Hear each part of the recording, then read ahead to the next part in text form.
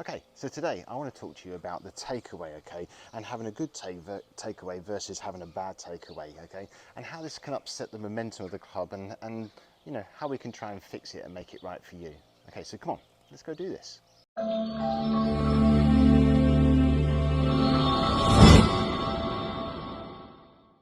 So, what is the takeaway, okay, or what is the movement away? I think I prefer the word movement away from the ball, okay, and how we get the club head to move away from the ball as opposed to just taking it away, all right?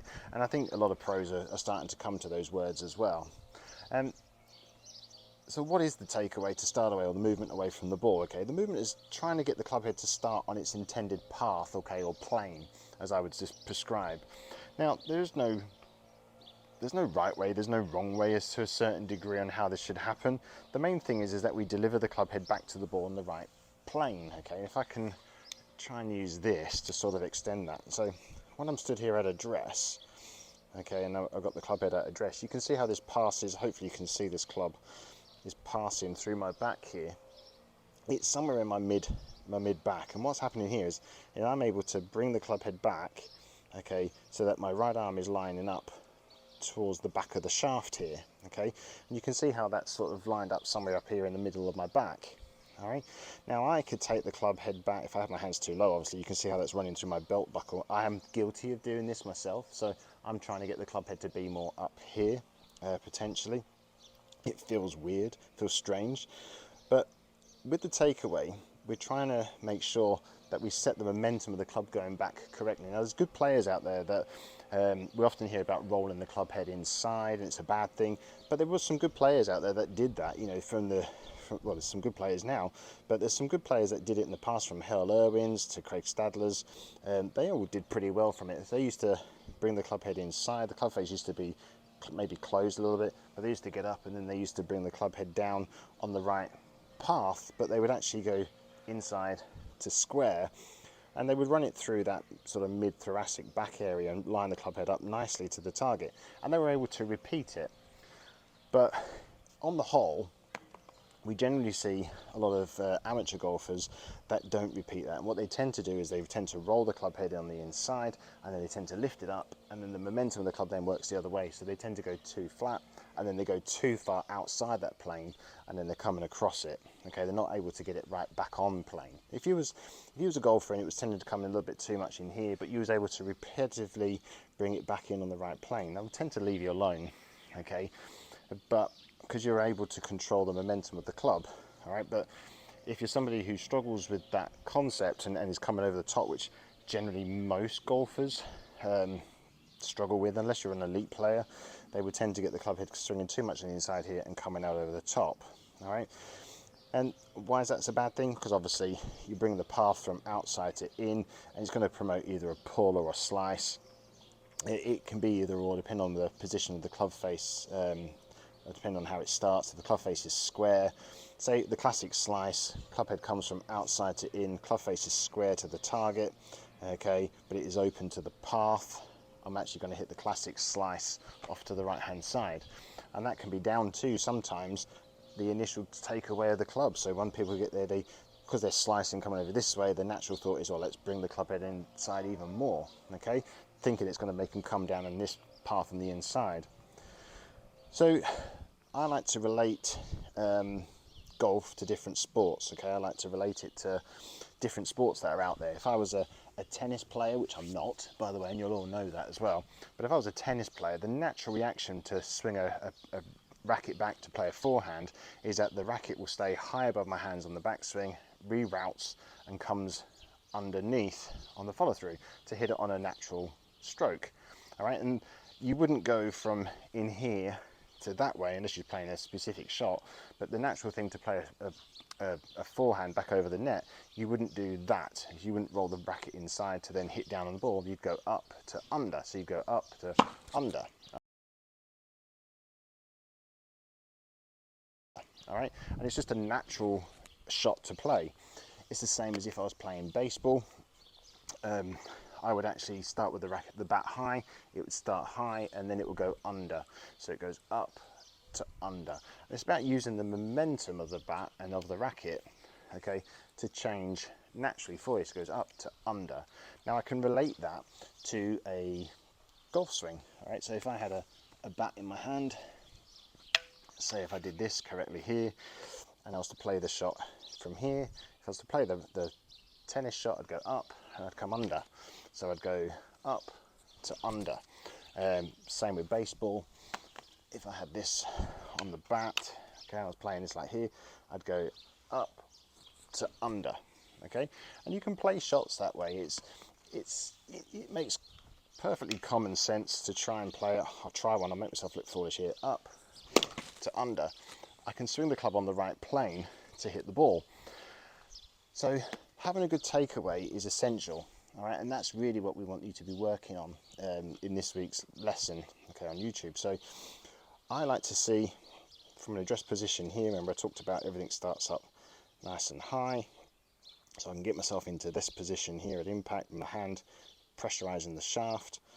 But from here, I like to see the club head working outside my hands, okay, and I like to get the wrist hinging fairly quickly to do so. So I like to see the club working more on a vertical plane, because this is going to set the momentum. So I can go from out here, this is going to set the momentum to then fall behind me. So the club at some point is going to want to pass over my hands, like so, to then fall and drop naturally behind me. So I'm creating a bit of a loop action. Okay, and that's the sort of feeling that we want to get with the takeaway. And that's the sort of feeling that I want to try and develop when you're playing golf.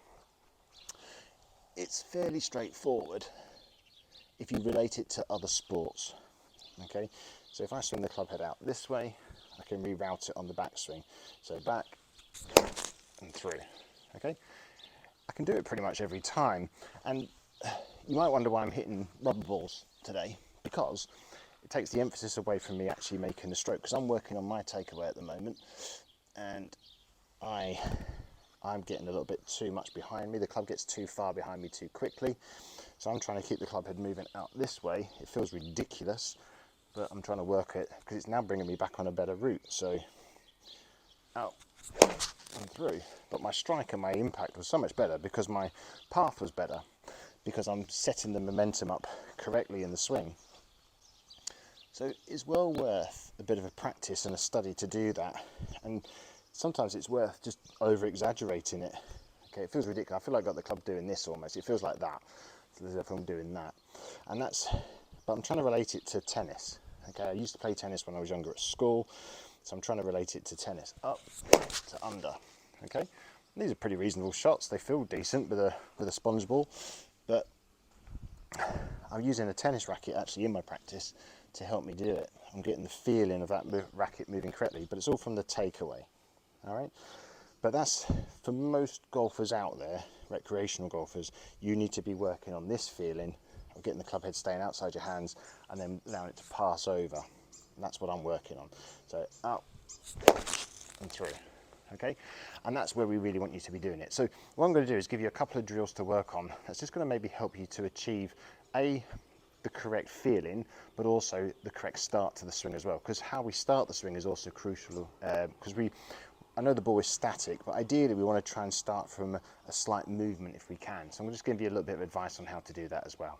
My go-to drill for this one is a very simple one. I've done it before in videos. It's the hinge the wrist up drill. So you're basically just going to hinge the wrist upwards, like so. So from address, hinge it up.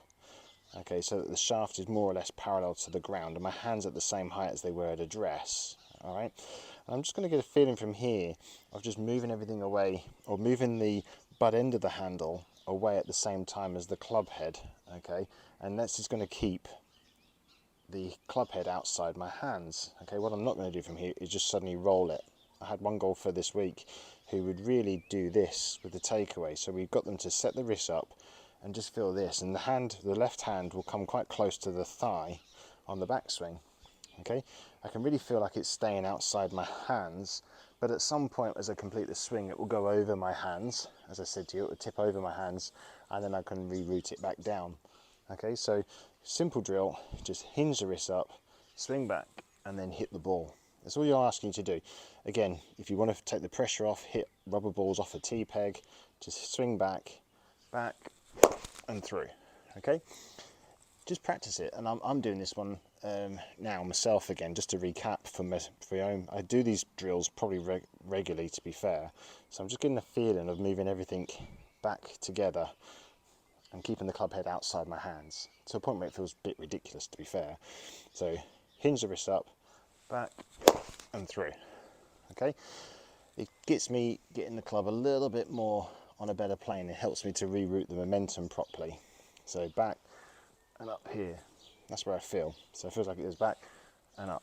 I can feel the momentum then change. So turn back and through.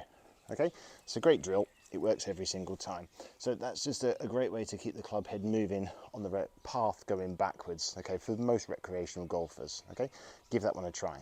Okay, so this is a great one if you're struggling to get the swing started. And we call it the front loader drill, where basically you're just going to get a feeling of the club head just starting forward of the ball. I'm actually pushing my left hip back a little bit just at the start, as if I've gone just beyond impact. Okay, and what I would do from here is I would then swing it back and then through. This is just going to get everything started or moving together. Okay, so you can do this. So you can just kick it forward, back and through. I can also feel pressure in my feet moving as well. I can feel pressure moving my left foot over to my right foot and then left foot. So I can actually get a feeling of going left foot, right foot, left foot. Okay, and I can start to maybe time that up better so that I do the left foot. So I go from left foot, left foot a bit sooner as the club's going back. It's going to help me with sequencing as well. So left foot, right foot, left foot. Okay, and you can hit balls doing this. Take your time with it, you don't have to go hard. So start forward, I can go left foot, right foot, left foot. Okay, it's just a great way just to get the swing started. It takes the club back almost instinctively without you even really trying, if that makes sense. So it's a great way of doing it. Well, that one's dead. I think my dog's been chewing these ones. Some of these are like half eaten. So that's a great way of doing it. Now what you can also do though, if you wanted to, is you can combine the two drills. So you can actually start, hinge the wrist up, you can bring the club forward and swing back and hit. This is going to help everything to move away a lot smoother and probably in a bit more togetherness or sync. So hinge the club up, back and through. Okay, keeps everything moving in a nice pattern. So you can actually combine the two drills up. There's nothing wrong with doing that. Okay, nothing in the rule book says you can't do that. So hinge the wrist up, back, and through. Okay, it's a great way to practice it, and it's a great way to just blend a couple of things in there. It'd be interesting to see from your feedback in the comments below if it makes a difference to your swing. Okay, you can feel a better takeaway, keeps the club on the right path, gets it a bit more on a better plane as opposed to being around here, which we see a majority of golfers do, good or bad. I'm guilty of it, like I say, I've been guilty of it for years, but I'm working on it. Hands up, back, and through. Okay, it works every single time. As soon as I do it, I absolutely flush the ball. I should almost play that way, to be honest with you. So practice that and see how well you get on with it. And they're the sort of two drills that I like to work on. So there you have it. That's the takeaway. That's my thoughts anyway in philosophies. I'm sure there's other views out there that you can take on, but the movement away from the ball should be in sync. It should feel fluid. It should move in naturally. Okay, we used to call it a forward press. Now people call it triggers. But yeah, find one that suits you. My mum is to try and kick forward a little bit and then push back and just let the momentum take over.